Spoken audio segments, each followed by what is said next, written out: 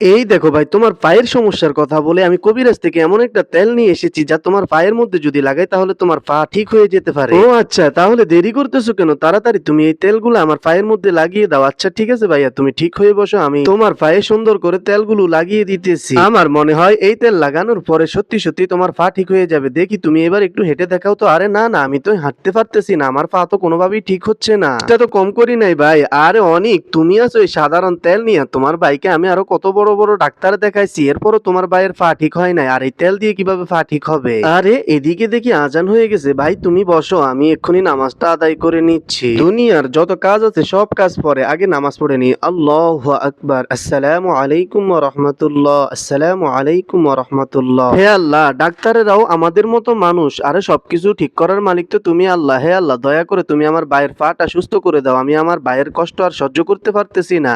আরে আরে, এসব কি হচ্ছে আমার সাথে? আমার পাটা এমন কাঁপতাছে কেন? দেখি আমি উঠে দাঁড়াইতে পারি কিনা। আরে আমি তো উঠে দাঁড়াইতে পারলাম, আমি তো হাঁটতেও পারতেছি। আরে এটা কিভাবে সম্ভব? আরে ভাই আমি তো হাঁটতে পারতেছি। কি ভাই তুমি হাঁটতে পারতেছো? আরে ভাই তুমি আল্লাহ তাআলার কাছে দোয়া করেছো, আল্লাহ তাআলা নিশ্চয়ই তোমার দোয়া কবুল করেছে। তো বন্ধুরা, আল্লাহ তাআলাই সবকিছু পারে। এবার এত সুন্দর দৃশ্য দেখার পরেও কি তুমি কি লাইক সাবস্ক্রাইব করবা না?